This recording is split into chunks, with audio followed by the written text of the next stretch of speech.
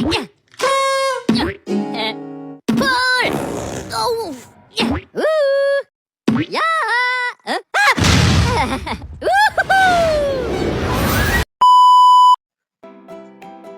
biologi, sebelumnya perkenalkan nama saya Kina Arifananda dengan NIM K4322051 dari Prodi Pendidikan Biologi Universitas 11 Barat. Oke, jadi hari ini kita akan mempelajari mengenai pertumbuhan dan perkembangan pada tumbuhan. Oke, sebelum kita masuk pada materi hari ini, biar saya bacakan dulu tujuan pembelajaran. Yang pertama, menjelaskan konsep pertumbuhan dan perkembangan serta faktor yang mempengaruhinya. Yang kedua, menjabarkan tahapan pertumbuhan dan perkembangan pada tumbuhan. Teman-teman, apakah kalian sebelumnya pernah bertanya-tanya bagaimana sih tumbuhan itu bisa tumbuh besar? Dan kalau kalian melihat biji yang dijual oleh pedagang sayuran, biji-biji tersebut tidak berkecambah alias dorman.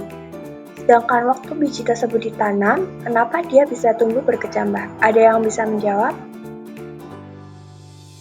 Oke, sebelum kita masuk ke materi selanjutnya, mari kita bahas apa itu pertumbuhan.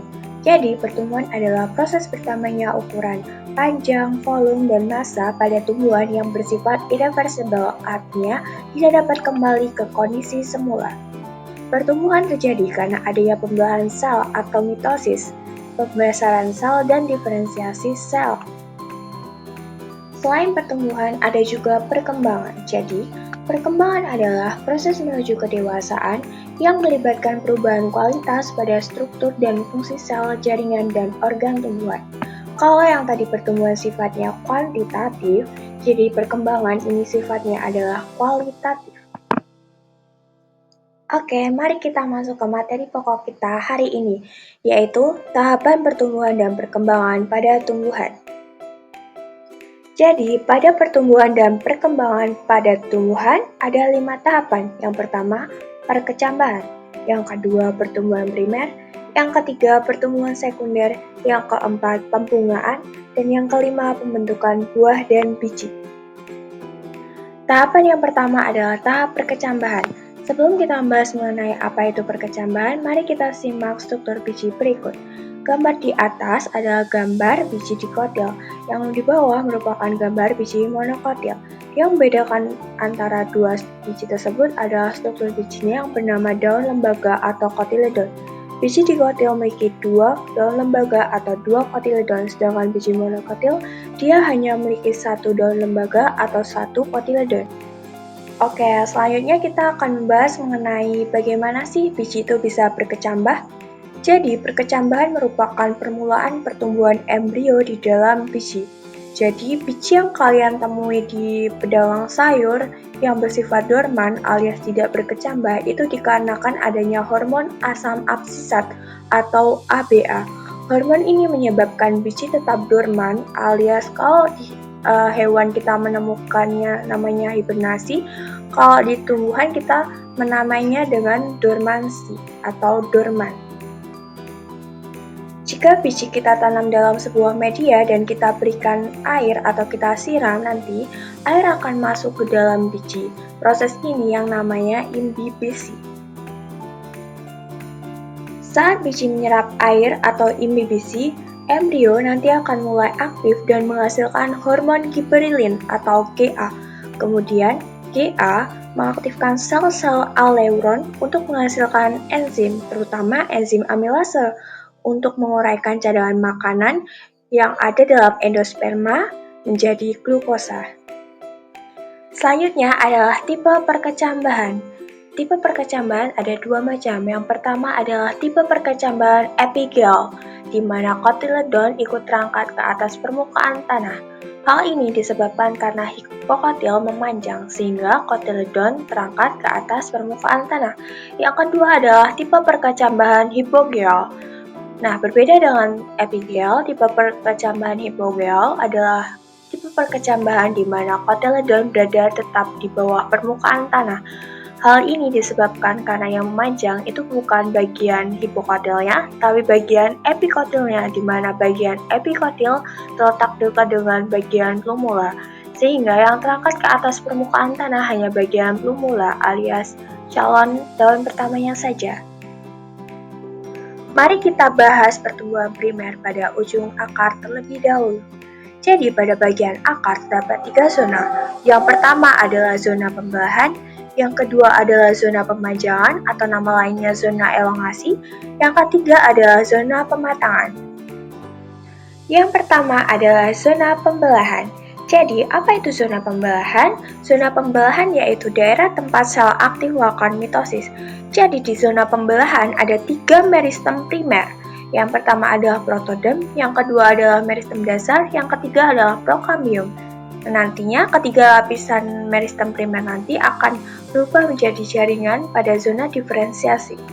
Nah, yang pertama ada protodem. Protodem nanti akan berdiferensiasi menjadi epidermis, meristem dasar berdiferensiasi menjadi jaringan korteks, dan prokambium akan berdiferensiasi menjadi pembuluh angkat yaitu xilem dan phloem. Yang kedua adalah zona pemajangan atau nama lainnya adalah zona elongasi. Dari zona pembelahan, sel-sel yang terbentuk kemudian akan masuk ke zona pemajangan. Pada tahap ini, sel akan memanjang dan membesar sehingga akar terdorong tumbuh lebih jauh menembus tanah. Nah, yang terakhir adalah zona pematangan atau diferensiasi. Di wilayah ini, sel-sel tidak lagi bertambah panjang, melainkan mulai membedakan diri menjadi berbagai jaringan dengan fungsi yang lebih khusus atau spesifik. Nah, hal ini disebut juga dengan proses diferensiasi. Setelah mempelajari mengenai pertumbuhan primer di bagian ujung akar, mari kita pelajari pertumbuhan primer pada pucuk batang. Jadi, jaringan antara pucuk batang dan ujung akar hampir mirip ya teman-teman. Nah, terdiri dari 3 zona juga. Yang di pucuk batang itu ada zona meristematik atau nama lainnya zona pembelahan, kemudian ada zona pemajangan atau zona elongasi, kemudian ada zona diferensiasi atau nama lainnya adalah zona pematangan. Baik, yang pertama adalah zona meristematik. Jadi nanti di bagian zona meristematik, meristem apikal nanti akan membelah dan membentuk tunas daun dan prokambium. Nah, selanjutnya adalah zona pemajangan. Nah, ini hampir mirip dengan yang tadi di ujung akar, jadi di zona pemajangan nanti sel akan memanjang. Kemudian, batang bertambah tinggi ke atas. Kalau yang tadi, yang di ujung akar, akan memanjang ke bawah permukaan tanah, sedangkan yang di pucuk batang nanti sel-sel akan mengalami pemanjangan ke atas. Yang ketiga adalah zona diferensiasi. Nah, di zona diferensiasi, sel berubah menjadi epidermis, korteks, empulur, xilem primer maupun phloem primer. Selanjutnya adalah tahapan pertumbuhan sekunder. Kalau yang tadi pertumbuhan primer di mana tumbuhan akan bertambah tinggi, sedangkan pertumbuhan sekunder ini nanti tumbuhan akan bertambah melebar. Jadi, untuk pengertian pertumbuhan sekunder sendiri, proses pertambahan diameter atau ketebalan batang dan akar pada tumbuhan. Pertumbuhan ini membuat batang dan akar menjadi lebih besar, lebih kuat, dan berkayu. Berbeda dengan pertumbuhan primer yang bisa terjadi pada tumbuhan monokotil maupun dikotil, pertumbuhan sekunder hanya terjadi pada tumbuhan dikotil dan gimnospermae. Hal ini terjadi karena adanya perbedaan dalam struktur batang tumbuhan dikotil maupun monokotil. Untuk lebih jelasnya, mari kita simak penampang melintang batang monokotil dan dikotil berikut ini. Pertumbuhan sekunder tumbuhan erat kaitannya dengan yang namanya kambium vaskuler, di mana struktur ini terdapat pada tumbuhan dikotil, sedangkan pada tumbuhan monokotil tidak memiliki struktur yang namanya kambium. Nah, bisa dilihat ya, teman-teman, di bagian monokotil, penampang melintang batangnya untuk pembuluh angkutnya dia tersebar, sedangkan untuk dikotil pembuluh angkutnya dia bentuknya melingkar. Nah, bagian kambium ini terletak di antara xilem dan phloem pembuluh angkut batang dikotil. Oke, tahapan pertumbuhan dan perkembangan tumbuhan selanjutnya setelah perkecambahan adalah pertumbuhan primer. Jadi, pertumbuhan primer tumbuhan adalah proses pertambahan panjang pada akar dan batang yang terjadi karena aktivitas jaringan meristem apikal atau meristem ujung. Pertumbuhan ini membuat tumbuhan memanjang ke atas di pucuk batang dan ke bawah di ujung akar. Mari kita bahas mengapa pertumbuhan sekunder erat kaitannya dengan struktur yang dinamakan kambium.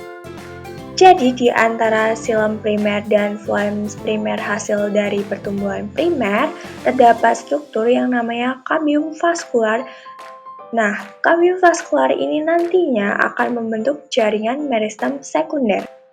Kambium vaskular nantinya akan mengalami yang namanya pembelahan. Nah, pembelahannya bisa terjadi ke arah dalam maupun ke arah luar. Apabila pembelahan terjadi ke arah dalam, nanti akan membentuk yang namanya xilem sekunder. Dan apabila pembelahan terjadi ke arah luar, nanti akan membentuk yang namanya floem sekunder. Kedua jaringan tersebut, xilem sekunder dan floem sekunder, merupakan jaringan meristematik sekunder yang nantinya ada hubungannya dengan pembentukan lingkaran tahunan atau annual ring. Lingkaran tahunan dapat digunakan untuk mengetahui umur dari suatu tumbuhan. Oke, selain kambium vaskular, ada juga struktur bagian yang namanya kambium gabus atau velogen. Nah, kambium gabus terbentuk dari sel korteks atau epidermis yang berubah menjadi meristem. Untuk pembelahannya ke arah luar, nanti akan menghasilkan velum atau gabus untuk pelindung bagian luar. Dan ke arah dalam nanti akan menghasilkan velodem, yaitu jaringan hidup di bawah gabus. Nah, selanjutnya adalah tahap pembungaan. Pembungaan atau flowering adalah tahap ketika tumbuhan beralih dari fase vegetatif, yaitu tumbuh daun, batang, dan akar, menuju fase generatif, yaitu membentuk bunga.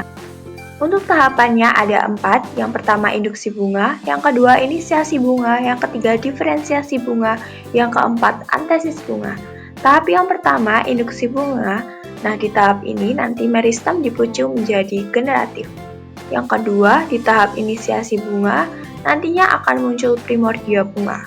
Kemudian yang di tahap ketiga diferensiasi bunga, nah organ bunga mulai terbentuk lengkap dengan fungsinya seperti pistil maupun stamen. Nah yang keempat adalah antesis bunga. Seperti namanya, antesis berasal dari kata anto dan sintesis. Anto adalah bunga, sedangkan sintesis adalah pembentukan.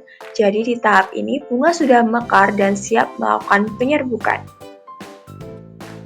Nah, tahapan yang terakhir yaitu pembentukan buah dan biji.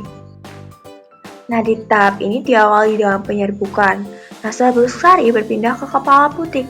Kemudian terjadi pembuahan ganda, di mana sperma bersatu dengan sel telur untuk membentuk zigot atau embrio yang bersifat diploid, dan satu lagi bersatu dengan sel lain untuk membentuk indisel yang akan menjadi endosperma triploid. Pada perkembangan biji, zigot berkembang menjadi embrio, dan bakal biji berkembang menjadi biji yang memiliki kulit. Pada perkembangan buah, dinding bakal buah atau perikarp akan menebal atau berdaging dan membentuk lapisan pelindung yang kering. Yang terakhir nanti akan terjadi pematangan buah dan biji, dipengaruhi oleh hormon seperti etilen yang memicu perubahan pada warna, tekstur, rasa, dan aroma pada buah. Untuk pertumbuhan dan perkembangan pada tumbuhan, ada beberapa faktor yang mempengaruhinya. Ada 2 macam faktor, yaitu faktor internal yang berasal dari tubuh tumbuhan, ada juga faktor eksternal yang berasal dari lingkungan tempat tumbuh tumbuhan. Nah, untuk faktor internal itu ada 2 macam, yaitu satu gen, yang kedua adalah hormon. Untuk faktor eksternal itu ada makanan atau nutrisinya, yang kedua adalah airnya, yang ketiga adalah kelembapan, yang keempat adalah oksigen atau aerasi. Yang kelima suhu, dan yang keenam adalah udara. Oke, pembelajaran kita hari ini sudah selesai.